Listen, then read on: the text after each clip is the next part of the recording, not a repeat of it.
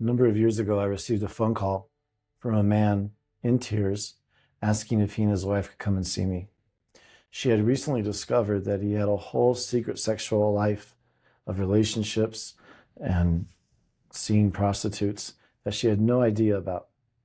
He was scared he was going to lose his marriage and his family, as well as his reputation in the community. As the man spoke to me, I could feel his heartbreak, his pain, remorse, and fear come through the phone. So we set up a time to meet a few days later, and he and his wife on that day showed up in my office. When the session started, she started to share with me what she experienced, what she had found out. She was still in shock. She could barely finish her sentences. She cried, she stopped, she didn't know what to say. And then she turned towards him and started attacking him. You never loved me. How could you do such a thing? You're a liar. You're a cheat. You're a narcissist. And then the most incredible thing happened. The man who 2 days earlier on the phone had sounded so broken and remorseful argued with her. He got defensive. He got big, became loud, and started pushing back and fighting, arguing point by point against everything she said. So now not only was she upset, she was infuriated and confused by his reaction to her. To be honest, I was also confused. What happened to the man I spoke to 2 days ago who said he would do anything to save his marriage and his family? Here, the man sitting in front of me was kind of being an asshole. He certainly wasn't being compassionate to the woman that he had hurt. I sat there panicked, not knowing what to do with them and not knowing how to get through to this man who had hurt his wife so much and now is acting with entitlement and hurting her yet again. I'm Gary Katz. I'm the director of the Center for Intimacy Recovery in New York City, where we have a staff of 15 therapists who are all trained to deal with both betrayal trauma and compulsive sexual behaviors and other intimacy avoidant behaviors as well. Over the past 12 years, I've worked with many couples as well as individuals who've been struggling and working their way back to try to heal their relationships from betrayal and secret sexual lives.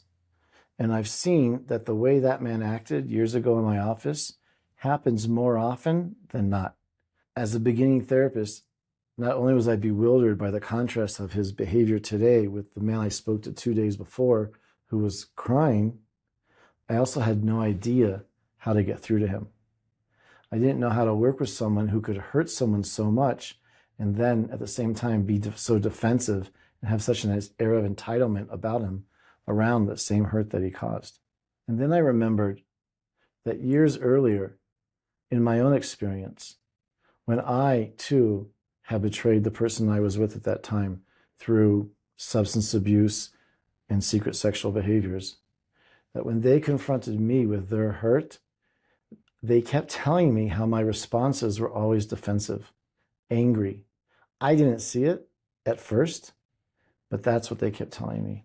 I pushed back, I got indignant, I got angry, and they said, "Who are you?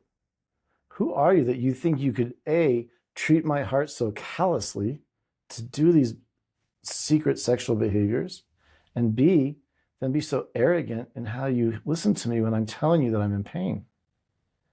And to be honest, I didn't know. When she said that, I was really confused because it didn't fit in with the way I acted with people elsewhere in my life. Whether in education or as a therapist, I'm pretty compassionate and empathetic, and I hope thoughtful. Maybe not as thoughtful as I think I am, but I am a thoughtful person. And to have a mirror held up to me that A, I could be callous with this person's heart, indifferent to the hurt I might cause them, and B, then be defensive about it, really stumped me. And what I learned was that the same entitlement that I felt that I could have, which allowed me to have a secret sexual life, was the same entitlement that allowed me to be defensive in my interactions with them and to have what a friend of mine would call an empathy gap. That while with my friends, I could be empathetic and understand what they were going through, when the person who's supposed to be the most important person in my life is in pain because of me, I couldn't access the empathy in me. And instead, like that client in my office, became an asshole. I've come to realize that other modalities don't adequately address the entitlement piece or even address it at all. And that's why in my course about secret sexual lives and betrayal trauma, how to help both individuals as well as the couple, we're going to be focusing a good amount on this entitlement piece. Because often this is the part that adds salt on the wound and creates a wound on top of a wound. We're going to be looking at some of the causes of this entitlement that we're talking about, such as the role of gender, emotional literacy, shame, and also the modeling that people have that allows them to be entitled. We're also going to be looking at additional reasons that people develop secret sexual lives. We're going to be looking at the underlying wounds of betrayal trauma, as well as how many times the symptoms of betrayal trauma are misdiagnosed by therapists to be other things. When that happens, the betrayed partner is not only already wounded, but become wounded again because of the misdiagnosis. And then finally, we're going to talk about how to create a roadmap so that you can work with couples and to know what hurdles they might encounter and how to help them overcome them, such as how to handle when both of them are activated at the same time, how to handle the shame that they both feel and the fact that they've both lost their significant other who's been their emotional support, from crisis to stabilization to eventually healing and connection.